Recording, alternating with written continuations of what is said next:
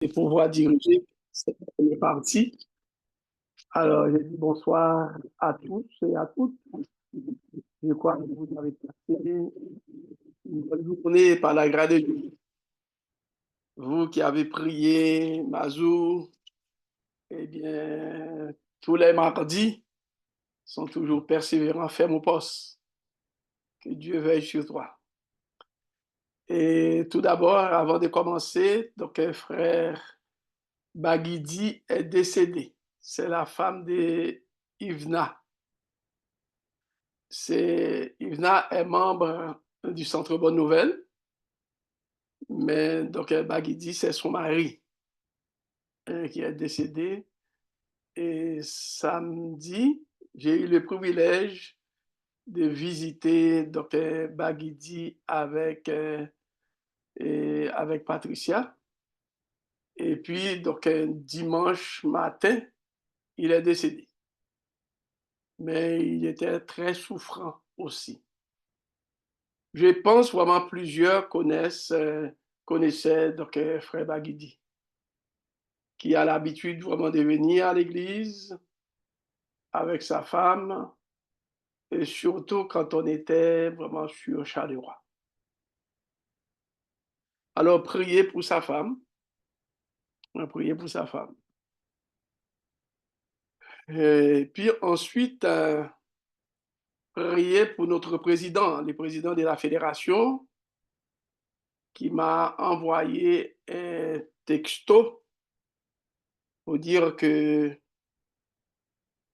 il était chez le médecin, son médecin. Il y a un problème dans ses artères. Il veut dire il y a peut-être vraiment donc, une qui est bouchée. Et on devrait faire l'opération, soit que demain, on va faire l'opération. C'est le pasteur Kiala, Ngoy Kiala. Il va faire une opération. Donc, prions pour les uns et pour les autres. Dans votre dévotion, on prie. On prie pour les gens. Nous sommes tous des guerriers et de ceux qui intercèdent en faveur d'autres, etc. C'est ça vraiment qui est important, que chaque chrétien est un guerrier de prière. Chaque sœur est une guerrière. Chaque frère est un guerrier. Qui veut dire donc que nous sommes dans l'armée de Dieu. Nous sommes en train d'étudier un sujet extrêmement important. Je crois que c'est pour la première fois que j'aborde ce sujet avec vous, avec l'Église, la loi et la justification par la foi dans les écrits de Paul. Qui veut dire nous sommes sur un terrain très complexe parce que c'est le géant, c'était un pharisien, un théologien, un spécialiste de la loi, voilà, qui a abordé vraiment cette question-là dans ses épîtres. Et nous trouvons vraiment c'est très complexe pour l'ensemble des chrétiens. Parfois, vraiment, on a tordu le sens vraiment de la loi chez Paul. Et c'est pourquoi j'essaie vraiment que dans notre première étude,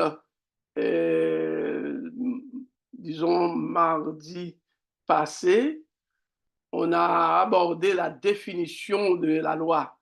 Mais je vais faire une révision parce que plus tard, nous allons voir comment Paul utilise à partir des textes qu'on va étudier eh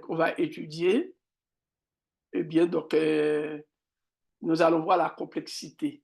Si on ne comprend pas bien vraiment la définition du mot loi. Et nous avons dit que dans les textes grecs, c'est le mot nomos. Nomos signifie norme, signifie la loi. Mais le mot nomos a un sens plutôt juridique et qui veut dire ne comprend pas tout le sens, toutes les nuances qu'on a trouvées eh bien, dans l'Ancien Testament. Bon, nomos, c'est le mot grec qui parle de la loi. Alors, dans mardi dernier, on dit que dans l'Ancien Testament, surtout, alors le thème grec en tant que tel n'a pas totalement tous les sens du mot Torah. Alors, dans l'Ancien Testament, c'est le mot Torah. C'est le mot Torah. N'oubliez pas ça. Vraiment, c'est Torah. Torah est très connu, c'est très facile pour les francophones. Si vous rencontrez vraiment les Juifs ne vous parlent pas vraiment du mot loi, parce que c'est Torah. Torah partout, tu passes, aller en Israël, c'est la Torah. Et Westmont, rencontrer un Juif, la Torah. Qui veut dire tous les Juifs croient dans la Torah. Alors, nous avons dit que le mot nomos est trop limité, est limité à un sens juridique. Parce que dans l'Ancien Testament, la Torah est la révélation de Dieu transmise à Moïse. Quand on parle de la Torah, eh bien, l'équivalent en français, le Pentateuque, signifie 5 livres. Là aussi, le Pentateuque ne fait pas justice. Quand on parle des livres de la Torah, on parle les 5 premiers livres écrits par Moïse.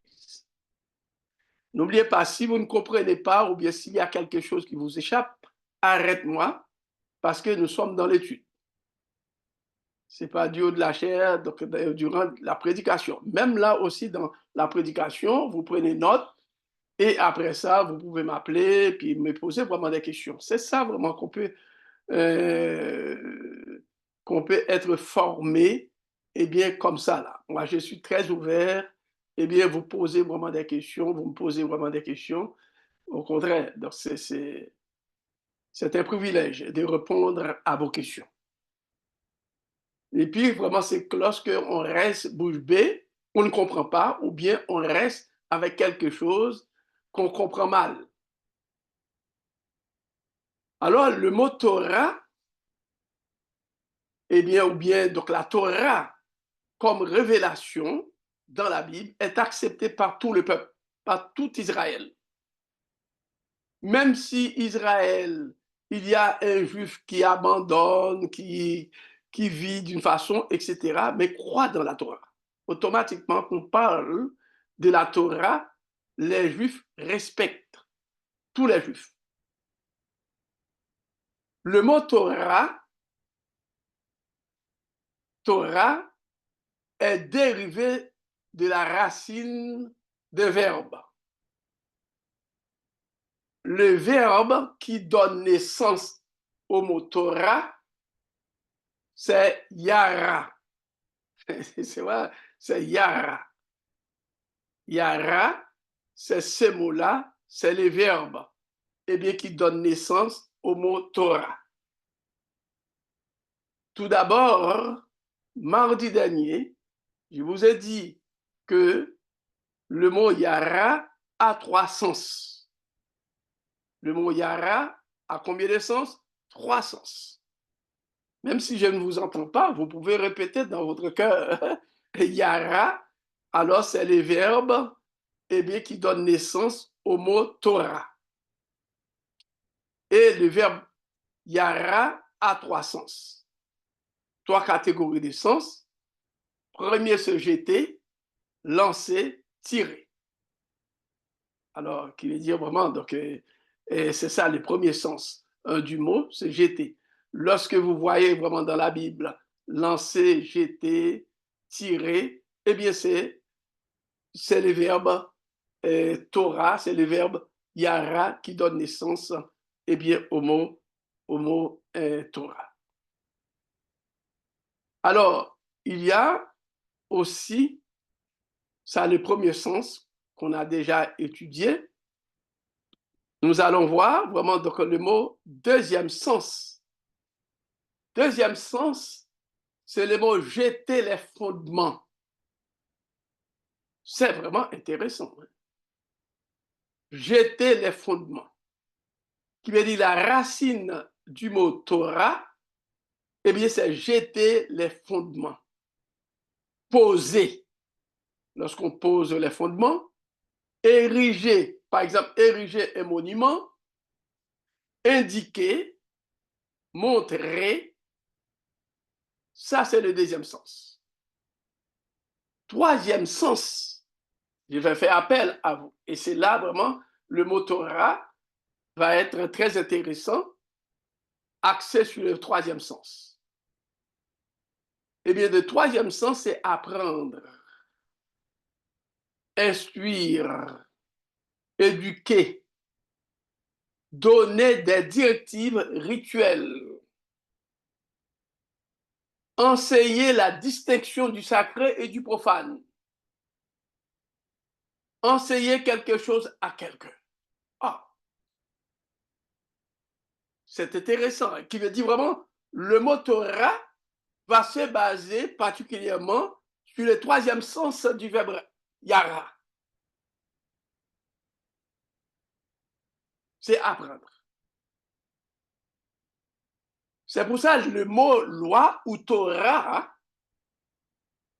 souvent, dans certaines traductions, traduit par le mot enseignement. La Torah, c'est l'enseignement. La Torah, c'est l'instruction. La Torah, c'est l'éducation. C'est la direction.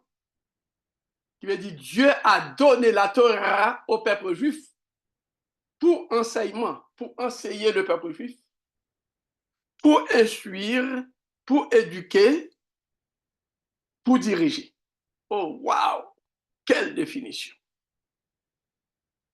Et c'est ça que Paul va utiliser dans ses lettres.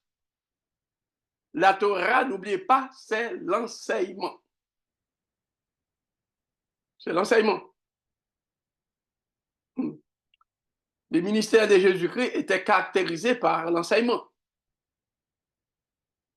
Et c'est la Torah qu'il a utilisée pour pouvoir enseigner. Qui veut dire la Torah en tant qu'enseignement. Le mot Torah va désigner l'ensemble de la révélation de la parole de Dieu donnée à Moïse pour instruire son peuple, pour enseigner. C'est ça, vraiment. Et c'est comme ça que Paul va utiliser ça. Alors, au fur et à mesure qu'on enseigne, on va voir. Qui veut dire, le mot Torah, comme enseignement, englobe tous les préceptes. Qui veut dire la circoncision, de ne pas manger n'importe quel des types des animaux, tout ça, etc. Et puis la présentation d'enfants, et bien donc la loi sur la souillure, etc. La Torah englobe ça, tout ça, comme enseignement. On ne peut pas appliquer vraiment la Torah aux 10 paroles. C'est très important. Et c'est ça vraiment que Paul, nous avons des difficultés à comprendre. Parfois, on cherche vraiment, est-ce que c'est pas la loi cérémonielle dont Paul parle? Alors, la loi, titre cérémoniel, fait partie de la Torah. Tout ça, vraiment, ça fait partie de l'enseignement, de la révélation de la parole de Dieu que Moïse a reçue pour pouvoir enseigner au peuple de Dieu. Pour enseigner au peuple de Dieu. Moïse a reçu ce commandement-là dans Deutéronome 4, et le verset, si on lit le verset Deutéronome 4, Deutéronome 4, on peut lire ensemble, si vous aimez, Deutéronome 4, verset 44, lorsque Dieu dit, verset 44,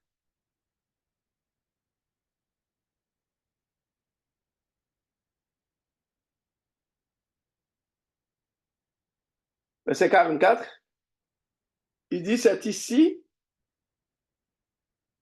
et verset 45 aussi, alors c'est ici la loi, la Torah que présenta Moïse aux enfants d'Israël. Voici les préceptes, les lois et les ordonnances que Moïse prescrit aux enfants d'Israël après leur sortie d'Égypte.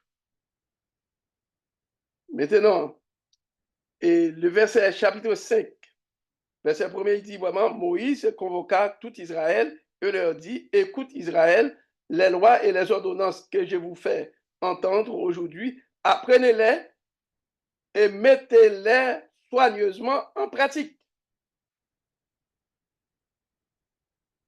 Soigneusement en pratique. Il faut mettre ça en pratique. Et Moïse devait enseigner ça. Et il y a Deutéronome 4 et le verset 5. Deutéronome 4 et le verset 5, précis. Il dit, voici, je vous ai enseigné des lois et des ordonnances comme l'Éternel, mon Dieu, me l'a commandé, afin que vous les mettiez en pratique dans le pays dont vous allez prendre possession. Vous les observerez et vous les mettez en pratique, car ce sera là votre sagesse et votre intelligence aux yeux des peuples qui entendront parler de toutes ces lois et qui diront, cette grande nation est un peuple absolument sage et intelligent. Voilà. Il me dit, c'est l'ensemble de la révélation, l'enseignement que Dieu a donné. La Torah, c'est l'enseignement que Dieu a donné à Moïse, pour pouvoir enseigner le peuple. Et c'est dans la Torah, dans cet enseignement-là, que le peuple Israël peut trouver la sagesse. La sagesse, c'est comment agir, comment se comporter. C'est ça la sagesse, là. Comment agir, comment vivre. La sagesse nous permet de bien vivre. Alors, donc la Torah, c'est sa fonction. Maintenant, au fur et à mesure, quand on va étudier, vous allez voir, vous allez peut-être poser la question. Mais c'est maintenant, donc c'est un petit peu, donc on dit, donc les 10 commandements ou bien donc les décalogues, mais comment peut-on repérer les décalogues si c'est vraiment, donc la Torah, c'est l'ensemble de toutes les lois, de toutes les choses révélées à Moïse et dans la Bible.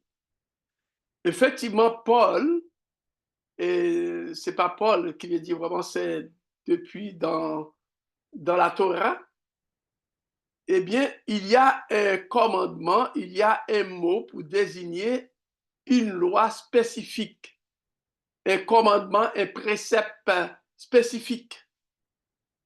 C'est le mot misvot. On va étudier ça plus tard. Le mot misvot signifie précepte, commandement. Alors, lorsque Paul parle de commandement de Dieu, misvot, en grec c'est antolé, antolé fait référence à un précepte spécifique particulier, particulièrement les 10 commandements. C'est pourquoi dans l'Apocalypse, le verset que vous aimez réciter, que les adventistes aiment réciter, et Apocalypse chapitre 14, verset 12, il dit, c'est ici la persévérance des saints qui gardent les commandements de Dieu et la foi de Jésus. Le mot, commandement ici, c'est antolé. Alors, si c'est en hébreu, c'est mitzvot, mitzvot, mitzvot, précepte, particulier, un commandement particulier, de l'ensemble de la Torah. Alors ici, vraiment que Jean, dans l'Apocalypse, a mis l'accent, eh bien, sur les deux tables de pierre.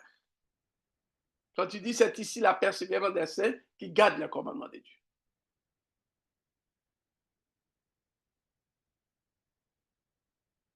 Vous êtes là jusqu'à présent?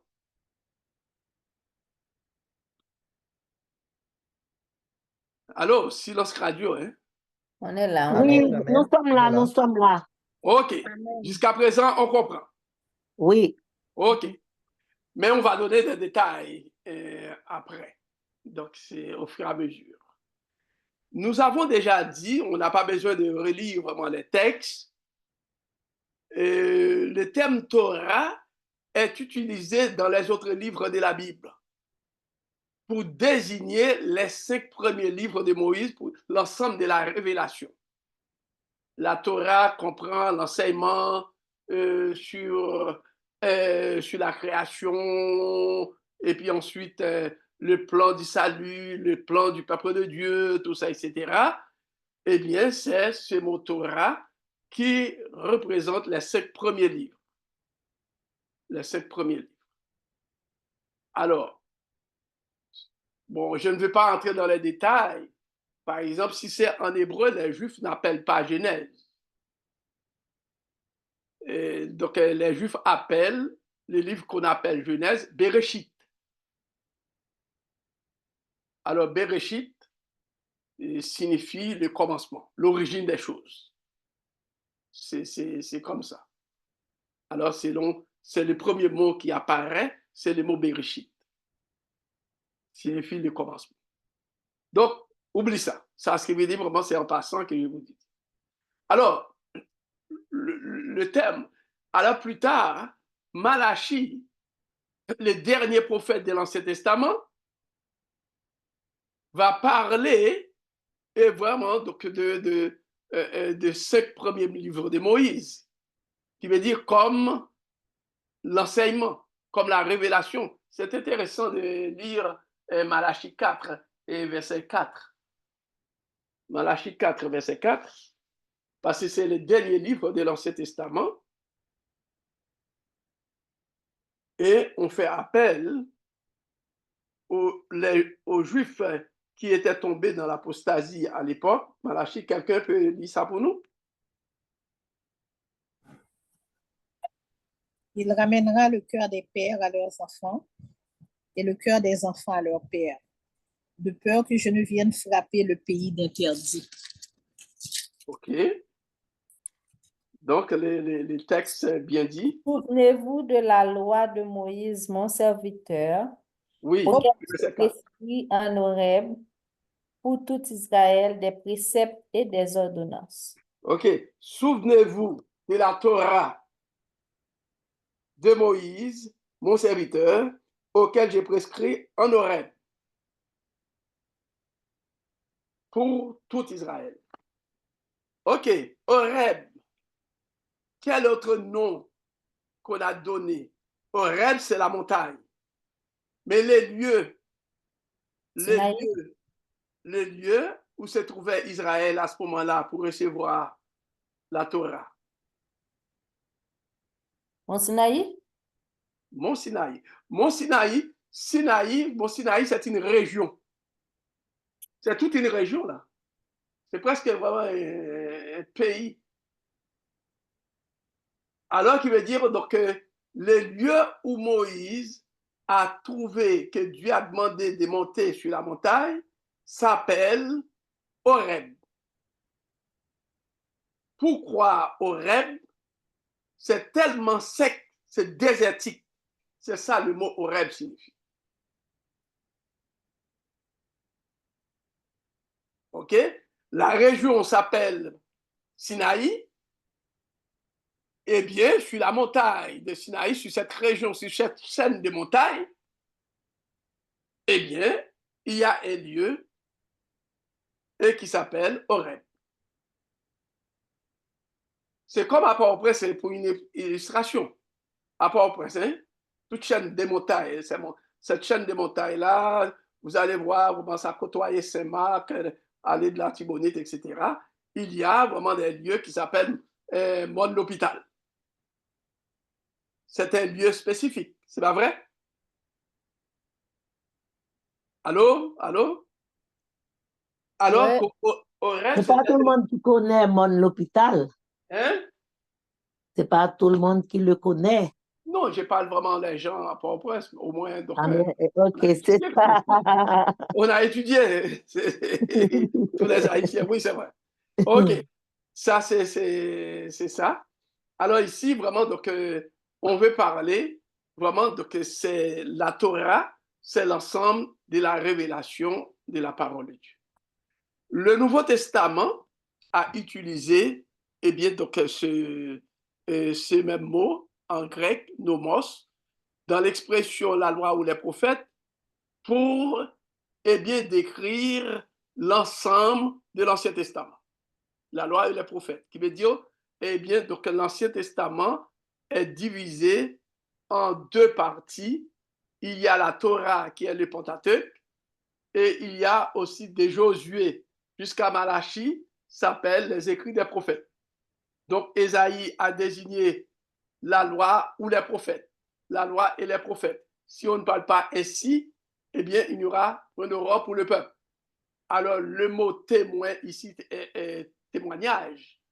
Alors ici, témoignage circonscrit que les prophètes, c'était des témoins de Dieu.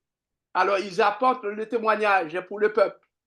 Et ensuite, tous ces écrits, eh bien, des prophètes font référence la source. C'est comme si, c'est pas comme sinon, la Torah, c'est le fondement de toute révélation de la Bible. De toute révélation. On ne va pas trouver vraiment donc, dans la Bible, vraiment sans la référence, que ce soit direct ou bien indirect, la référence aux 5 livres de la Bible. Franchement, je vais vous dire, qui veut dire toute la révélation du plan de Dieu se trouve dans les 5 premiers livres. On n'a pas besoin vraiment de Josué jusqu'à Apocalypse. Qui veut dire vraiment Josué jusqu'à l'Apocalypse, c'est la citation directe ou indirecte des 5 premiers livres de l'enseignement de la Torah. Qui veut dire les autres livres pour aboutir à 66 livres. Vous savez très bien pourquoi? C'est notre intelligence qui n'arrive pas à comprendre tout ce qui s'est dit vraiment dans la Torah, dans cet enseignement-là, dans le Pentateuque, dans la Torah. Eh bien, Dieu a détaillé au fur et à mesure pour aboutir à l'Apocalypse.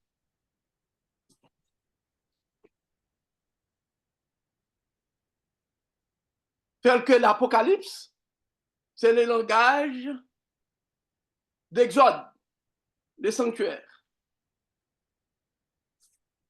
Je peux vous camper vraiment les sanctuaires dans l'Apocalypse. Du chapitre 1er jusqu'au chapitre 22. Il veut dire c'est vraiment le détail, l'explication davantage, selon les générations. Dieu a arrivé vraiment jusqu'à l'Apocalypse. Il veut dire Apocalypse est clos. Il n'y a pas d'autres, toutes les révélations du plan du salut, tout ce qu'on doit avoir pour notre salut est là. Au contraire, ça nous dépasse parce qu'on n'arrive pas, durant le reste de notre vie, on n'arrive à jamais à saisir toute la portée vraiment de cette révélation-là. Alors, c'est pour montrer vraiment la Torah, contient la révélation complète de Dieu. OK? Donc, dans certains passages de ses écrits, l'apôtre Paul emploie spécifiquement le mot loi pour désigner le décalogue ou bien les 10 commandements. Dans Romains, plus tard, on va étudier ça. Romains chapitre 7, verset 7 à 13, verset 14, chapitre 8, verset 2 à 4, verset 7. Alors, la loi, dans le sens des révélations données à Moïse, occupe une place dominante dans la pensée de la religion juive. Alors, c'est cette religion-là que Paul était dans cette religion-là, qui veut dire qu'il n'a jamais quitté jusqu'à la mort cette religion juive-là. Le christianisme, c'est la continuité. Le christianisme, ce n'est pas une rupture avec le judaïsme. Loin de là. Il n'y a pas une rupture. Pasteur Ruth, Oui.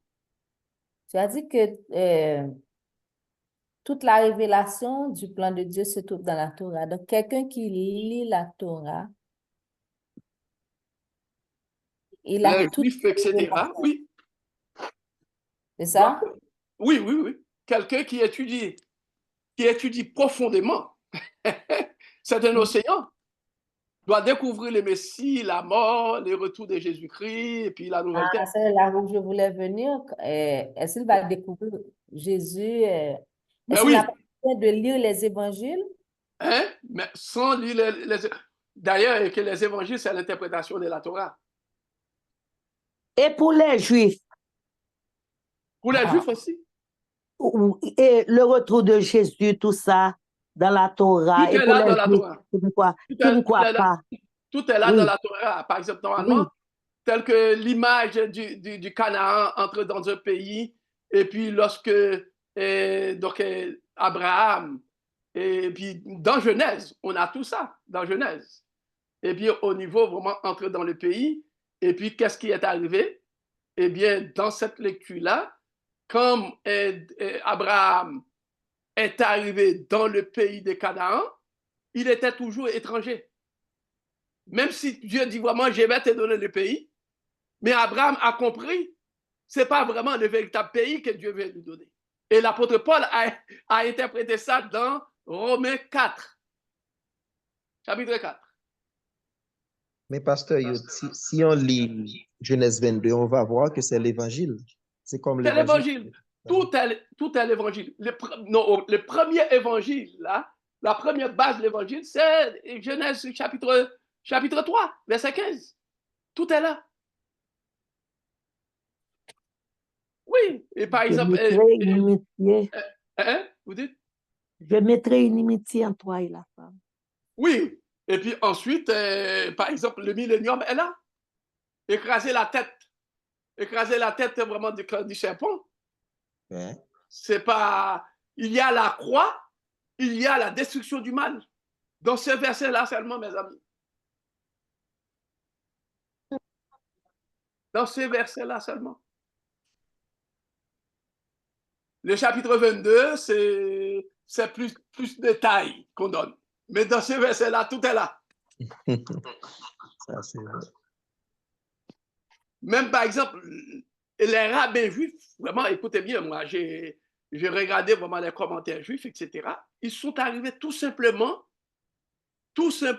ils sont aveuglés à partir des traditions.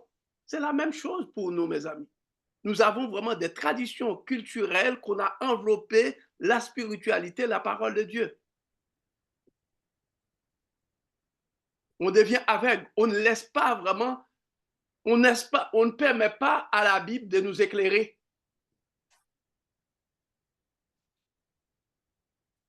De nous éclairer. Tout est là. L'alliance conclue avec à Noé, tout ça, etc.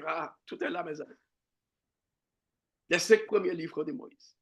Et c'est vrai que tous les règles de la Bible, Josué a commencé avec la Torah. Eh bien, donc les autres juges, tout ça, etc. Juges, c'est l'interprétation de Deutéronome. Dieu a établi vraiment des juges pour libérer le peuple, pratiquer la justice. Tout est là, mes amis. Le temps, comme dit l'apôtre Paul, le temps est court pour moi, comme Paul.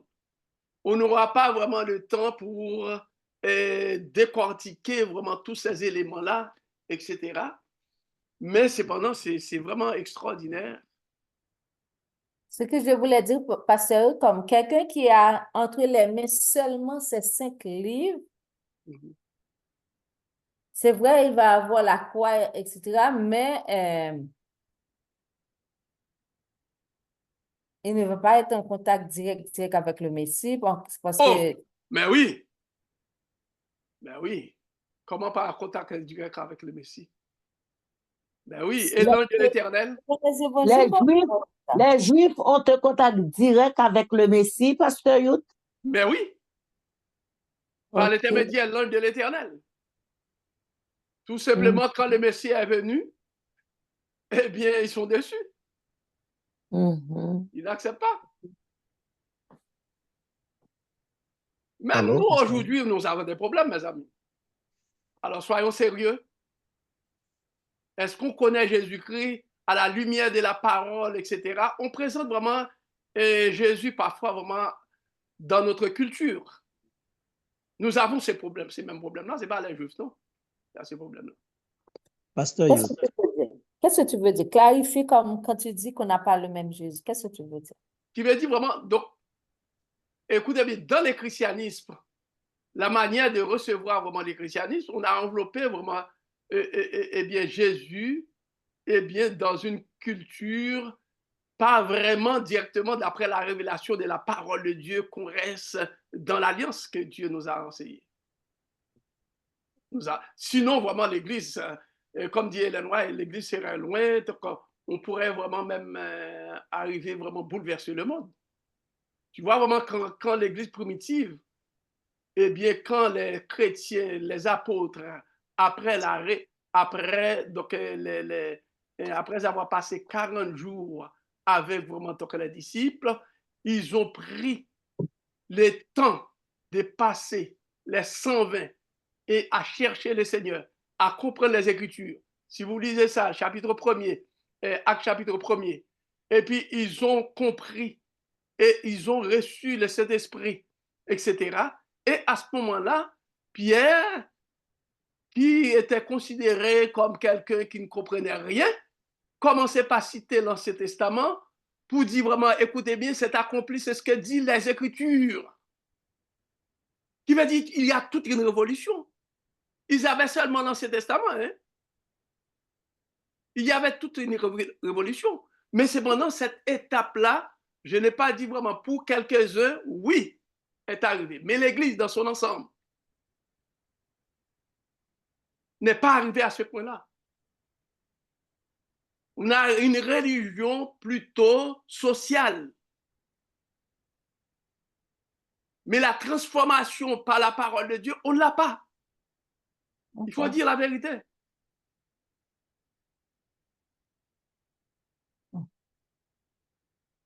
On est en train de dormir. C'est parce que cette parole-là n'est pas arrivée. Cette parole-là, on a dilué cette parole par plusieurs programmes. Par trop de programmes. Pasteur Youth. Oui, pasteur. Oui, alors, j'ai une préoccupation. Pour le christianisme d'aujourd'hui, on croit dans le Messie direct. Si je vais au sens de la question de Sœur Guylaine, si je ne m'abuse pas, si c'est Sœur Guylaine ou Sœur Venue. Le christianisme, c'est Chantal, ok. Donc, le christianisme d'aujourd'hui croit dans le Messie parce que le Messie, ils ont un contact direct avec le Messie, parlant du temps actuel. Parce qu'ils croient que Jésus était venu. Donc, il est venu se sacrifier à la croix et il est ressuscité, il est allé préparer des places pour nous. Les Juifs ne le croient pas pareil. Donc, les Juifs ne le croient pas pareil. Mais vous dites tout à l'heure que les Juifs d'autrefois, ce qui est dans la Bible aussi, qu'ils croient alors, ils ont un contact direct avec le Messie ou ils avaient un contact direct avec le Messie par rapport à l'ange de l'Éternel. Je suis d'accord. Mais parlant du temps actuel, les Juifs qui ne croient pas jusqu'à présent au retour du Messie ou ils ne croient pas dans le Messie, quel contact ils ont avec le Messie par rapport à ce que vous dites? OK. Quand on parle contact direct, peut-être vraiment, donc il faut préciser contact direct. Le contact direct, qui veut dire vraiment un chrétien qui a un contact direct, c'est par l'intermédiaire de l'alliance. Qui veut dire l'alliance, qui veut dire donc Jésus-Christ est mort et ressuscité. On croit qu'il est Seigneur dans notre vie. Ça, c'est le contact direct. C'est le contact direct. Maintenant, si on parle vraiment d'une vision plus claire, qui veut dire le monde entier, que ce soit communiste, que ce soit vraiment donc, les gens, les musulmans, croient que Christ est venu. Mais ça ne veut pas dire vraiment c'est un contact direct. Parce que bibliquement parlant, le contact direct, c'est dans l'alliance une relation intime. OK? Ça, c'est le contact direct. Maintenant, les croyants, qu'on le veuille ou non, ces croyants de l'Ancien Testament, et c'est ce que Paul dit. C'est ce que Paul dit. Nous allons voir dans Pierre. Nous allons voir Pierre. Ça, si vous parlez vraiment de contact direct en matière vraiment intellectuelle, oui, mais la Bible ne parle pas vraiment de Jésus comme personnage intellectuel. C'est par la relation, par la foi qu'on peut découvrir ce Jésus. C'est pour ça que, donc, si on prend 1 Pierre chapitre 1er, verset 10. Les prophètes qui ont prophétisé touchant la grâce qui vous a été réservée ont fait de ce salut l'objet de leur recherche et de leur investigation. Ils voulaient sonder l'époque et les circonstances marquées par l'esprit de Christ qui était en eux et qui attestait d'avance les souffrances de Christ et la gloire dont elles seraient suivies. Qui veut dire toutes les souffrances de la croix sont révélées dans l'Ancien Testament. C'est ce que le texte dit. Quand Pierre disait ça, etc., c'est seulement l'Ancien Testament, hein, et bien donc la Torah, et ensuite jusqu'à Malachie qui existait. Vous voyez? Mais ils prêchaient ça. Ils étaient les prédicateurs de tout ça. La seule chose, le Messie, il y a vraiment d'autres courants, d'autres idées. Quand le Messie est arrivé, la majorité, vraiment de la population, eh bien, n'arrivait pas vraiment à découvrir si ça, c'est le Messie. Et pourtant, littéralement, on avait enseigné ça dans les synagogues, on avait enseigné ça dans les temples, etc. Qui veut dire ils étaient au courant vraiment de tout ça. Et les prophètes avaient enseigné ça.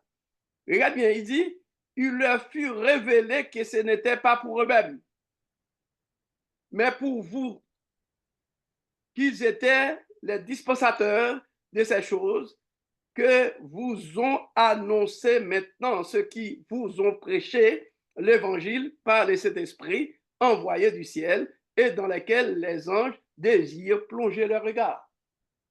Ce que je veux dire, ce qui est arrivé au peuple juif, ce Christ était enseigné. Ils attendaient même ce Messie. Mais cependant, plusieurs n'avaient pas vraiment contact, cette relation, n'avaient pas connu Jésus. Est-ce qu'on peut dire aujourd'hui, dans nos églises, tous connaissent Jésus? Hein? Sincèrement, mes amis. Non.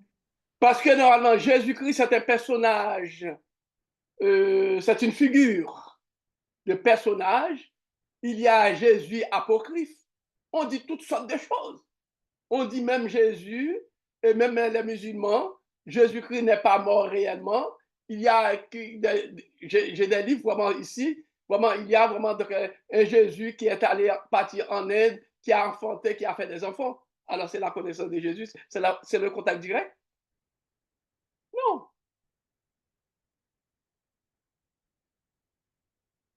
Moi, je parle de la révélation. Et même là aussi, à l'époque de Paul, c'est pour ça que Paul, eh bien, va parler de la justification par la foi. C'était des chrétiens, hein? C'était des chrétiens dans ces églises-là, avec des chrétiens d'origine juive et des chrétiens d'origine d'origine païenne, qui étaient baptisés, dirigeants de l'Église, et qui avaient des difficultés. Et c'est ça que Paul va nous amener avant. Paul dit à un moment donné, ils étaient zélés pour Christ, mais ils ne connaissaient pas Christ. Moi, je ne parle pas vraiment de la connaissance du personnage historique.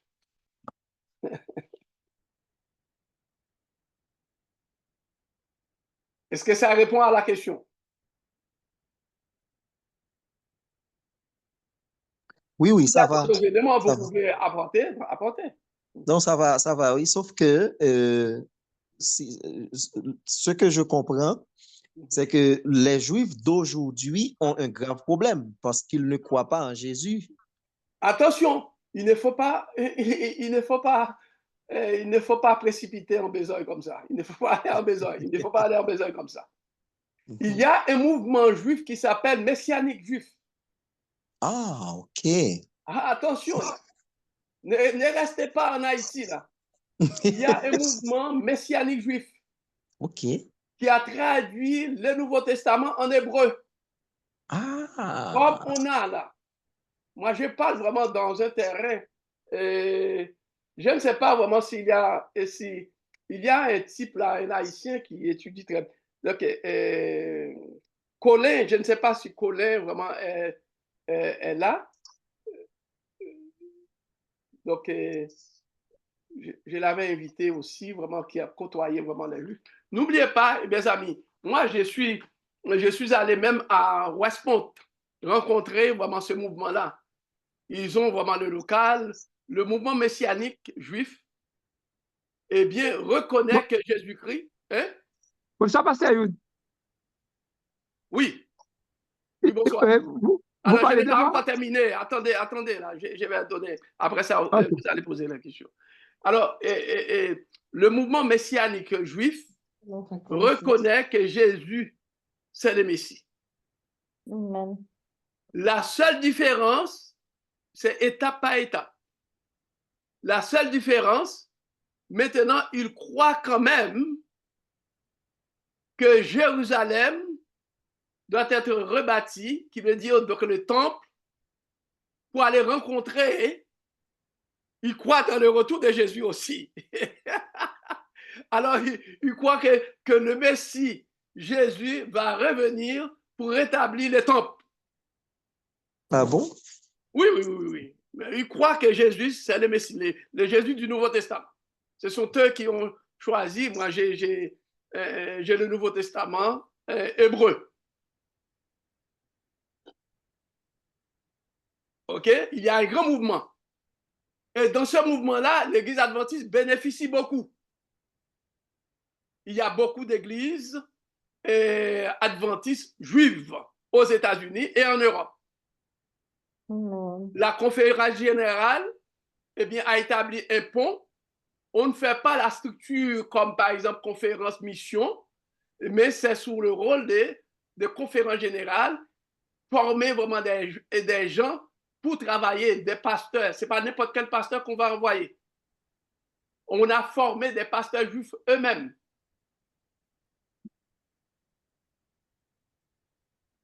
OK? Alors, pour rencontrer ces gens-là. Dieu est merveilleux. Il a un plan pour tous ses enfants. Mais oui. Alors, quand on dit vraiment les Juifs qui ne connaissent pas, non, attention, il y a les Juifs orthodoxes. Et même ces Juifs orthodoxes-là, ils étudient, ils cherchent à découvrir le Messie. Ils s'accrochent à la parole. Si vous regardez vraiment donc, les interprétations juives, c'est merveilleux. Comment ils demeurent dans la Bible, respectent vraiment ça, la Bible là. C'est vraiment extraordinaire.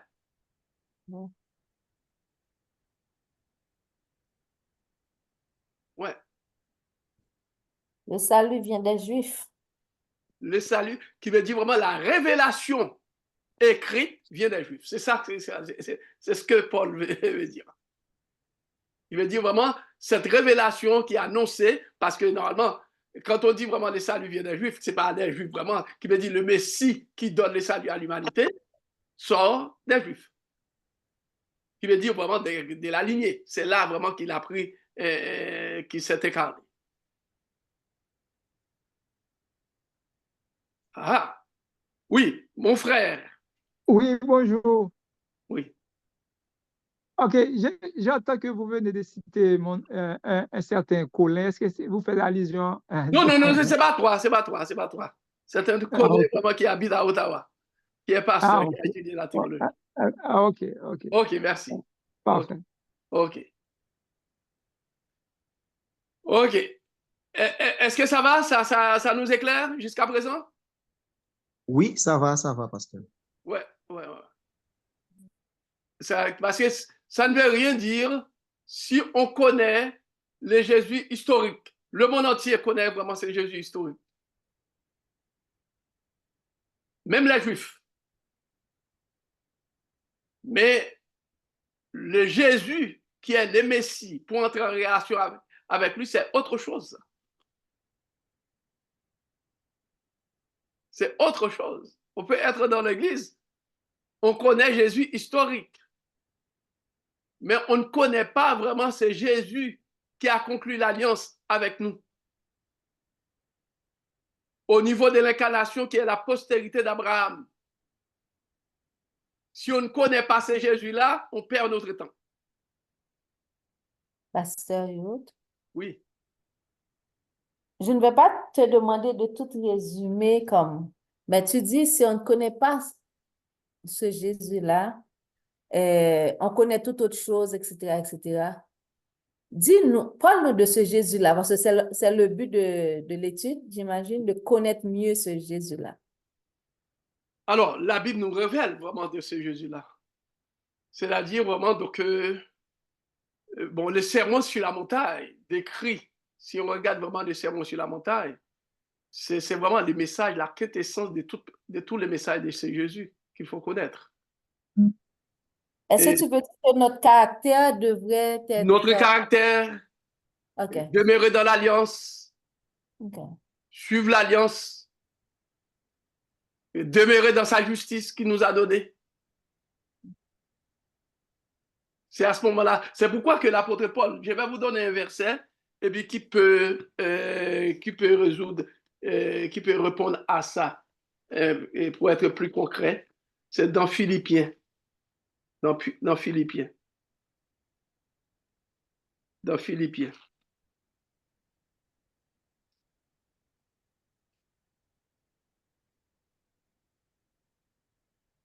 Tant qu'on n'est pas dans ce Jésus-là, on n'est pas encore, on ne connaît pas encore Jésus. Regarde bien. Ce que Paul dit. Philippiens combien? Philippiens chapitre 3. J'aimerais commencer à partir du verset 4.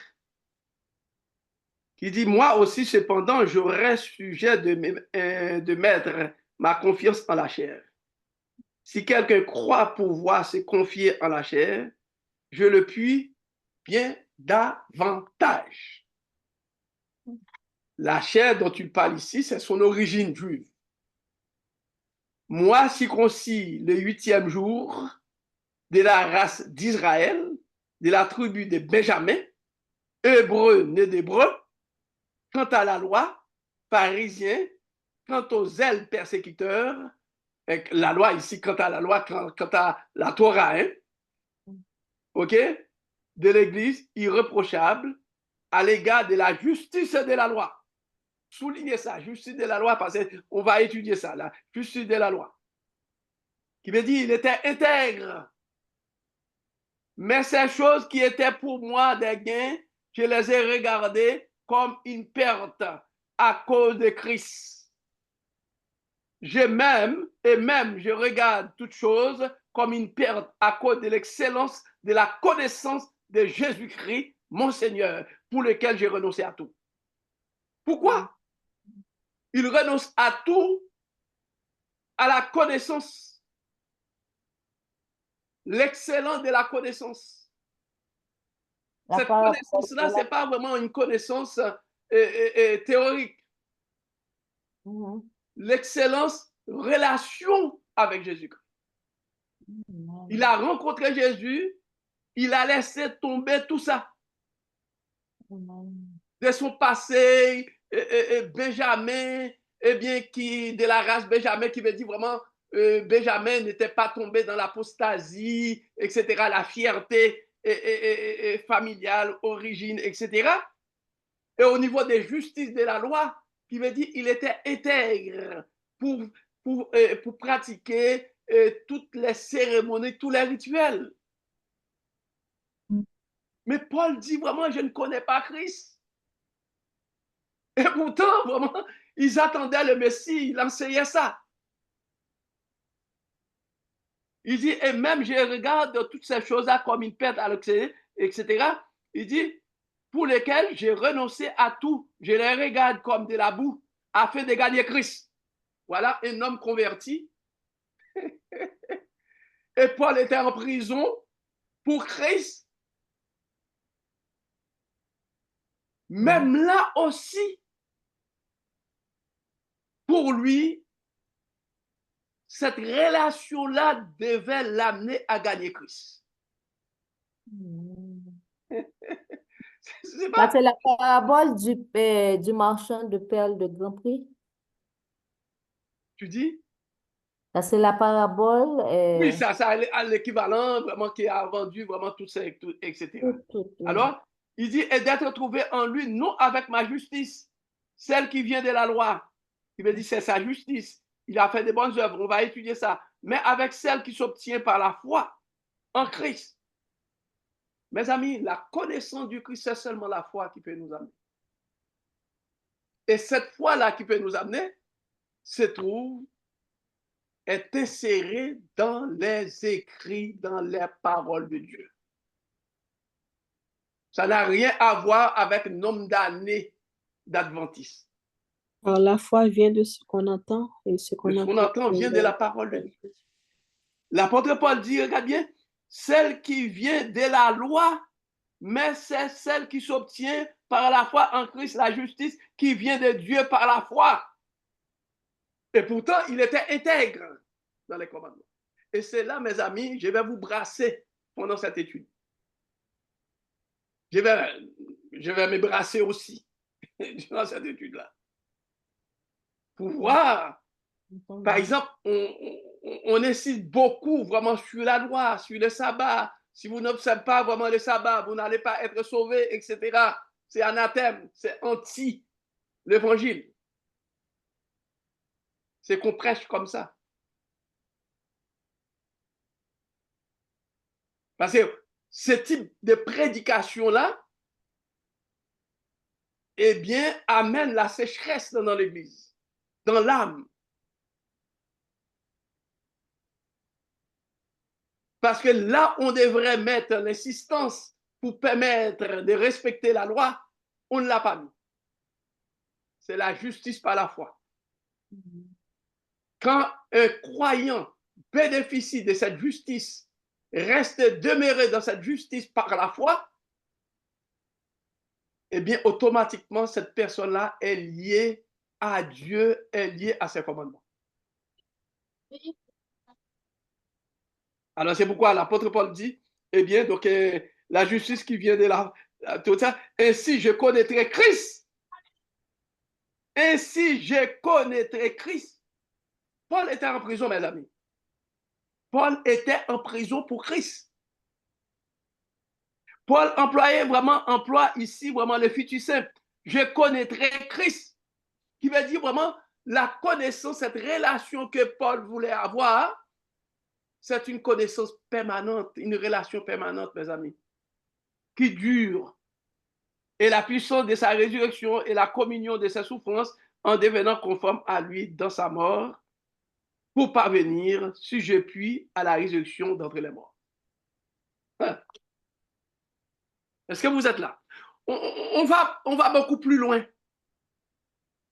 Au lieu vraiment de rester dans une conception religieuse, mais nous allons aller plus loin Nous allons rester dans la Bible pour rencontrer ce Christ qu'il nous faut, qui peut nous changer.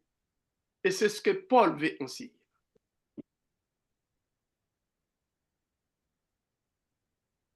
Allô? Oui, on est là, on est là. On est là? Moi, je suis là. Ok, ok, tu ne sais pas pour les autres. C'est bien ça.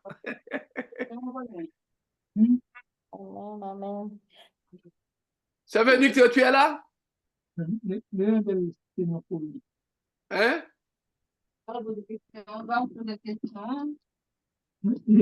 Ansi, tu es là?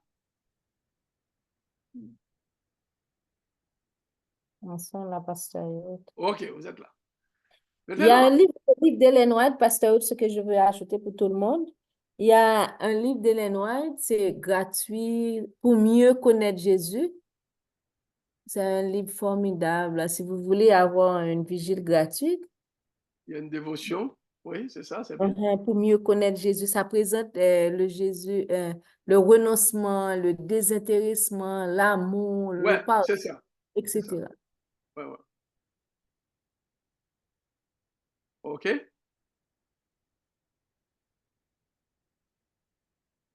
Maintenant, alors on dit vraiment que la loi, dans le sens de la révélation de Dieu donnée à Moïse, occupe une place dominante dans la pensée de la religion juive. Si on veut connaître vraiment, comprendre les écrits de Paul, Paul était dominé, c'était la place dominante de la pensée de la religion juive, eh bien, la révélation de Dieu donnée à Moïse, qui veut dire la Torah.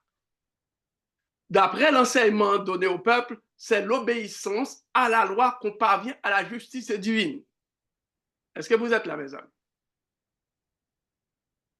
D'après la formation, d'après l'enseignement qui a été donné au peuple juif, c'est l'obéissance à la loi qu'on parvient à la justice divine.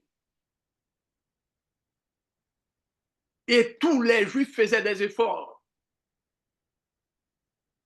pour pratiquer la loi, parce que pour être juste. Surtout vraiment quand il y a vraiment pendant les sabbats ou bien les fêtes, etc., ils faisaient des aumônes pour plaire à Dieu. C'est ça qui donne une essence, eh bien, la religion légaliste. Le mouvement adventiste, l'église adventiste était tombée dans le légalisme aussi. Quand on parle vraiment de 1888,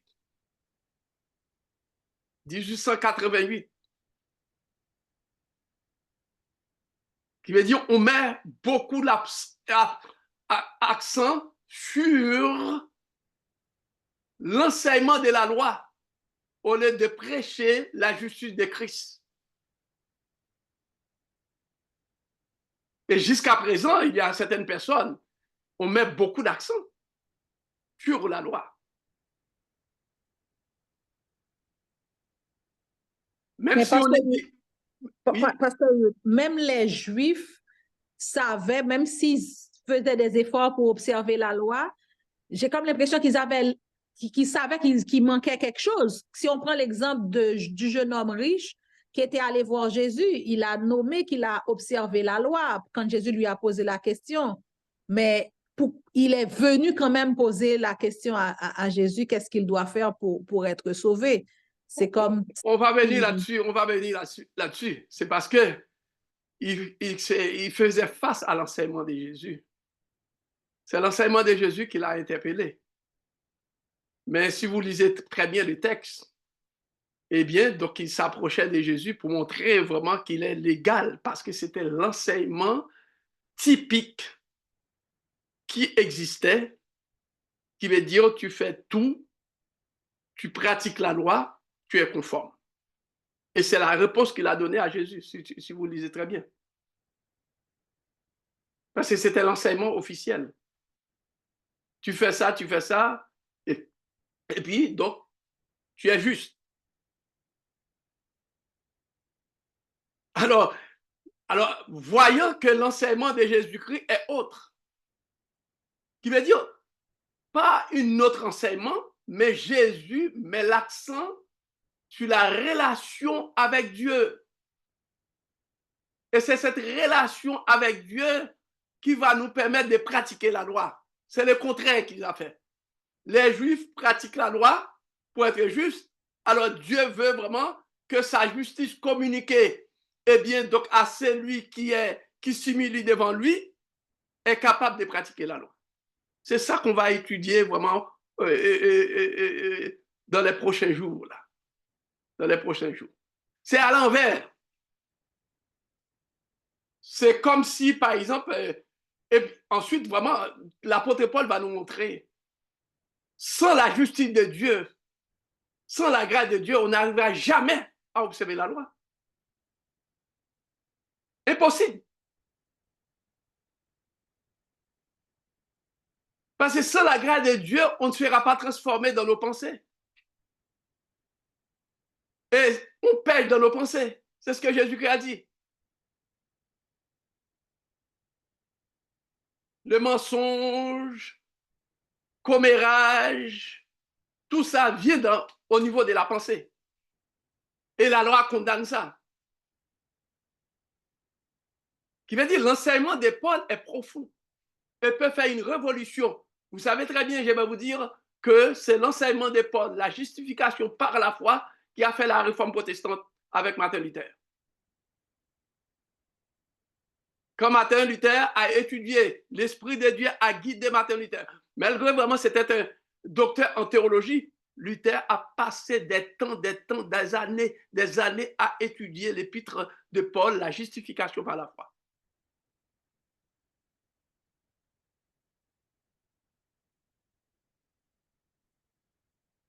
C'est pas parce que les Juifs étaient, bon, disons, à côté, parce qu'ils avaient toute la révélation, comme nous aujourd'hui. Nous avons vraiment cette révélation-là. Il y a des Juifs qui sont devenus vraiment adventistes, tout ça, etc. Mais cependant, quand on fait un regard, on jette un regard autour de nous. Écoutez bien, donc on est en général. Je ne parle pas vraiment des individus. Hein. On parle en général. Est-ce qu'on n'est pas dans le même bateau que les Juifs? Que les Juifs qui avaient vraiment donc la loi, mettre en pratique, ceci, cela, etc. Donc, qui veut dire vraiment, au lieu de permettre de chercher la grâce de Dieu, la justice de Dieu, eh bien, qui remplit l'espace, le vide qui est en nous, qui nous régénère, qui transforme, que la loi n'est pas là pour transformer. On va étudier ça. Mais cependant, on met plus l'accent.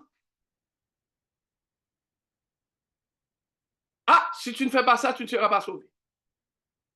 Mais ce n'est pas ce que tu fais qui va te donner la vie éternelle, c'est Jésus. Une fois que Jésus te transforme, et c'est ce que l'apôtre Paul dit. Et l'apôtre Paul dit, je ne crois pas que je le saisis, mais c'est je cours. Je cours. Et c'est cette petitesse-là, peut-être qui n'est pas en nous. Et puis, on n'a pas passé beaucoup de temps aussi à étudier la Bible, soit en collectivité, l'église, en études.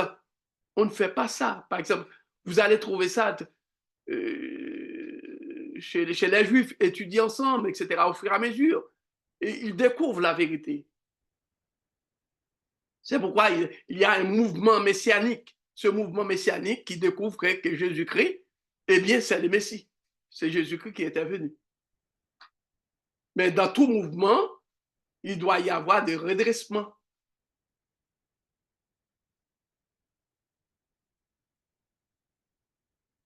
OK? Amen. Alors, dans son épître aux Romains, l'apôtre Paul aborde la loi qui sera liée au dernier jugement, au jugement dernier. Voilà. J'aimerais que quelqu'un lise pour nous Romains 2, verset 13. Romains 2, verset 13.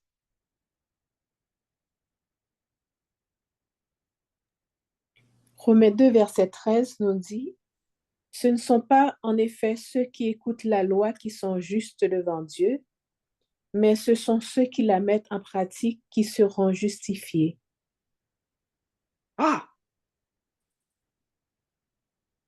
Mes frères, j'aimerais entendre vos commentaires là. C'est un texte qui fait couler beaucoup d'encre. Je viens de dire que pour Paul, la justice qui sauve vient de Dieu, ne vient pas dans les pratiques de la loi. Mais qu'est-ce qu'on vient de lire?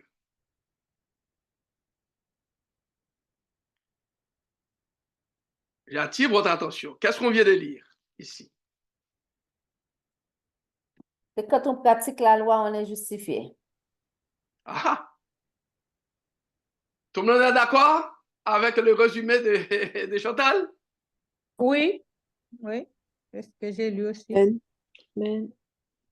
OK. Mais est-ce que Paul n'est pas en contradiction avec lui-même? Mais si on fait le lien, Pasteur Youth, Hein? on ne peut pas observer la loi sans être en bonne relation avec Dieu. Donc, on va... Non, d'accord. Mais les textes parlent Laisse-moi terminer. Laisse-moi terminer. Donc, quand on a une bonne relation avec Dieu, quand la relation avec Dieu elle est soignée, c'est Dieu qui va nous permettre d'observer sa loi. Ça, c'est vraiment, c'est une explication que tu donnes qui n'est pas dans les textes. Moi, j'ai travaillé les textes avec vous. Parce que les textes qui sont devant nous, ce ne sont pas, en effet, ceux qui écoutent la loi, qui sont justes devant Dieu, mais ce sont ceux qui la mettent en pratique qui seront justifiés. Le texte fait la différence entre le dire et le faire ici. Qu'est-ce que tu veux dire par là, pasteur?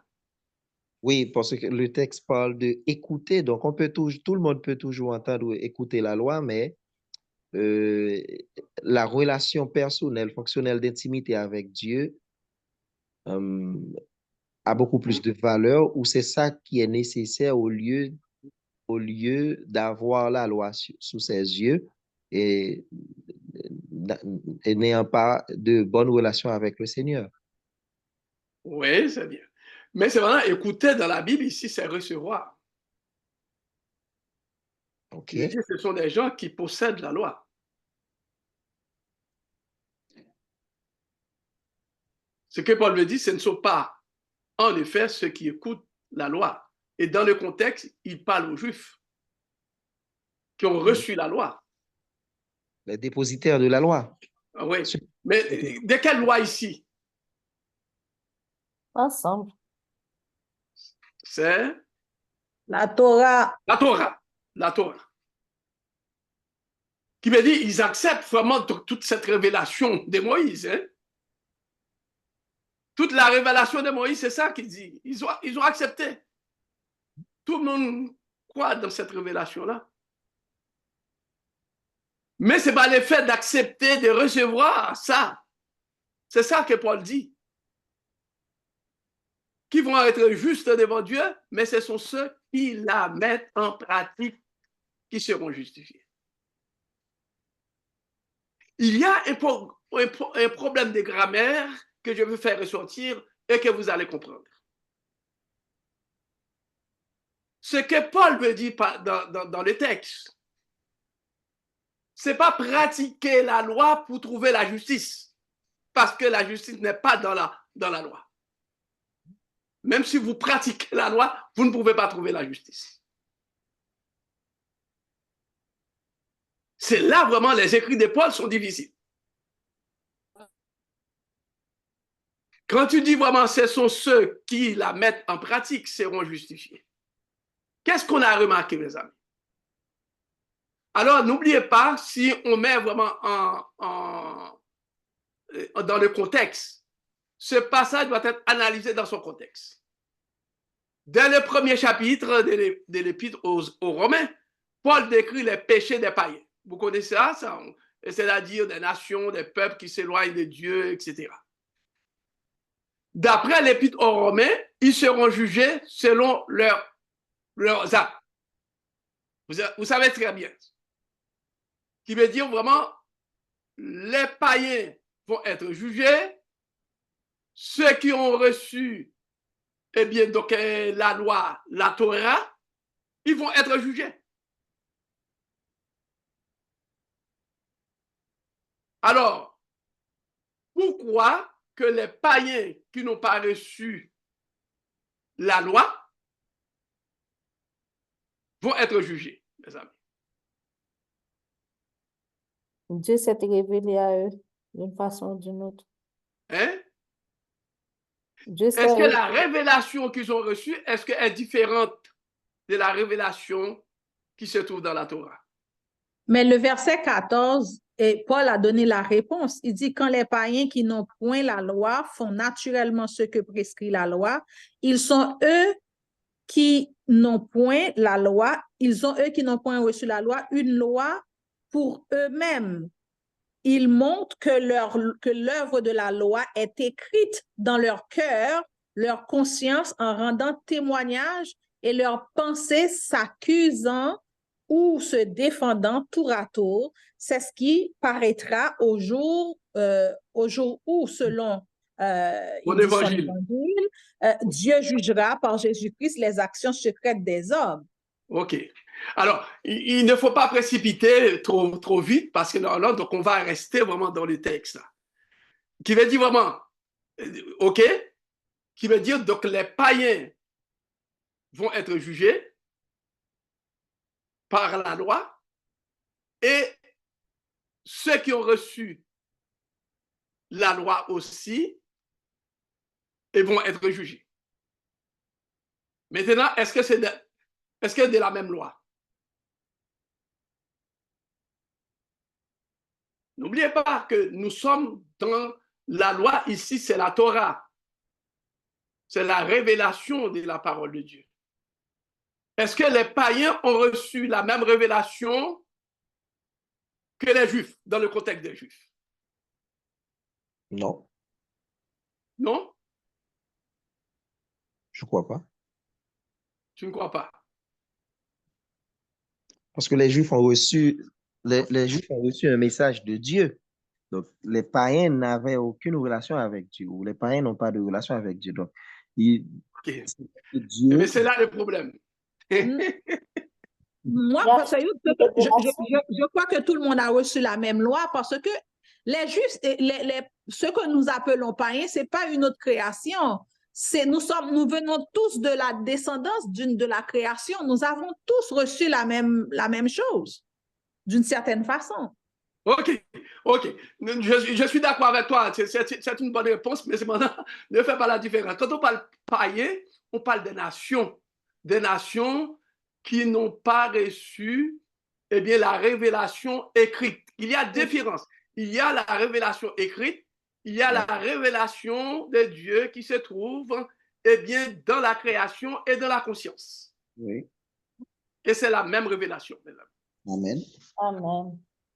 C'est la même révélation, la même révélation. Et c'est ça que Paul va nous enseigner. Et nous allons voir à enseigner aux Juifs. Car ils ne doivent pas se montrer supérieurs des autres peuples. Parce que tout simplement, les privilèges qu'ils ont, cette révélation-là est écrite. Et Dieu va utiliser la révélation, la Torah écrite. C'est ce qu'on appelle la Torah écrite. Mais la Torah orale, toutes les nations sont visitées par Dieu pour connaître vraiment la Torah. La Torah et la Torah orale. La Torah orale se manifeste même dans le code social, dans les systèmes politiques. Nous allons découvrir vraiment des choses extraordinaires là. Dans la nature. Dans la nature, dans la création. Nous allons voir ça. Oh. Excusez-moi.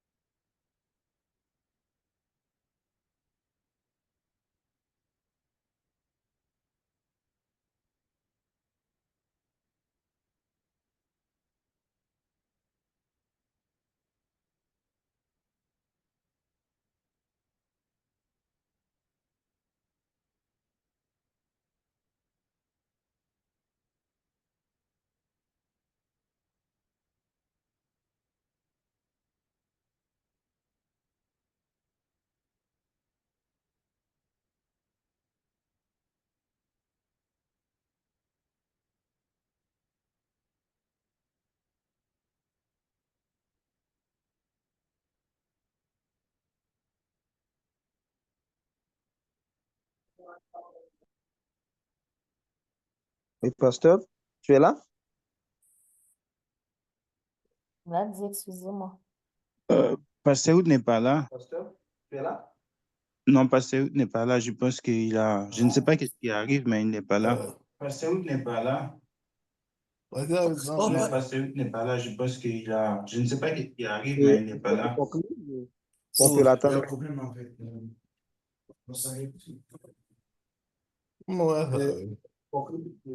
On peut l'attendre. Il a dit attendez-moi. Non, non, il a dit attendez-moi. On leur dit excusez-moi, le peut tomber. Parce que Oui. leur dit excusez-moi. Il a dit attendez-moi. Non, non, il a dit attendez-moi. Oui. Mais on va l'attendre, sinon la personne qui a commencé, sinon il va conclure. Il est 8h40.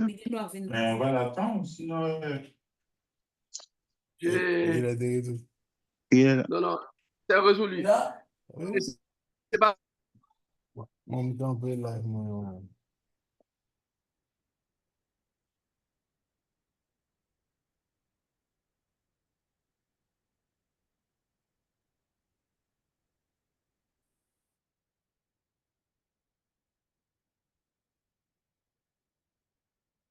Normalement, je n'ai pas...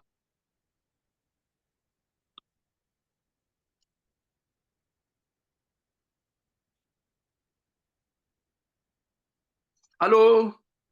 Oui, on est là, pasteur. Je suis Oui, là. excusez-moi. Je crois que, bon, on va étudier ces textes-là. On va voir qu'est-ce que Paul va dire. Tout simplement, ce que je vais montrer ici. Et parce que normalement, donc, ce soir, nous ne pouvons pas analyser ces textes-là. Et tout simplement, en résumé, ce que Paul dit. Si vous remarquez très bien, je vais vous demander vraiment d'observer ça. Le verbe justifier est au passif. Et on va étudier pour voir, eh bien, donc, lorsque le verbe au passif, particulièrement, le sujet subit l'action.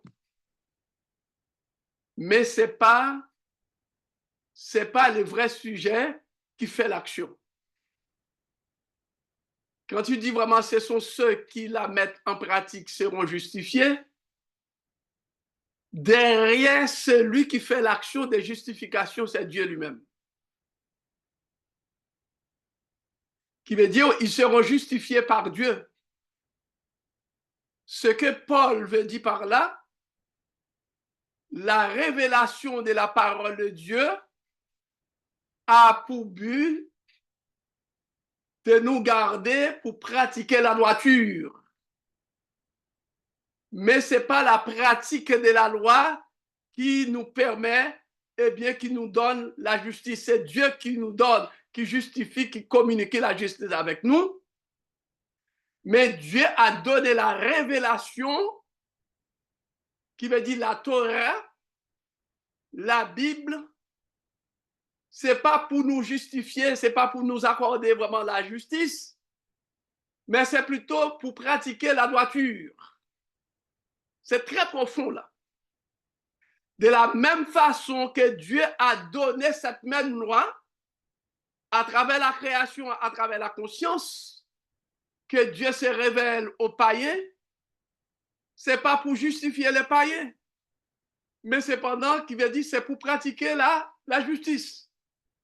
Et si la personne que païen répond, eh bien, pratique cette justice-là, entend la voix de Dieu, eh bien, cette personne-là sera sauvée. Et s'il refuse aussi de pratiquer ça, sera condamné. Je vous donne une idée en vrac, là. Eh bien, mardi prochain, nous allons entrer dans les détails pour voir la structure, eh bien, de la phrase de Paul. C'est pourquoi que Pierre dit, il y a des points difficiles. Et nous allons étudier tous ces points difficiles pour montrer que la justice de Dieu ne se trouve pas dans la révélation, mais c'est Dieu lui-même qui nous communique cette justice. Alors, justice, la loi, la révélation de la Bible, de Genèse à l'Apocalypse, compris des 10 commandements, nous allons voir vraiment de quelle tâche. Lorsque nous sommes justifiés, nous sommes transformés, eh bien, par Dieu, eh bien, comment agir, comment la loi peut fonctionner dans notre vie. Ça va? Allô? Oui, ça va, pasteur, ça va. Ça va. OK. Alors, donc, au fur et à mesure, est-ce qu'il y a des questions?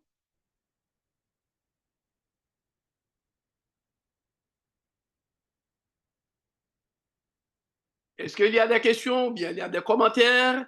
Là, on ne comprend pas, etc. Et mardi prochain, je peux venir et avec vraiment donc, des choses, si vous voulez plus vraiment d'explications, etc. On prépare les questions pour mardi prochain. OK. OK. Eh bien, merci beaucoup.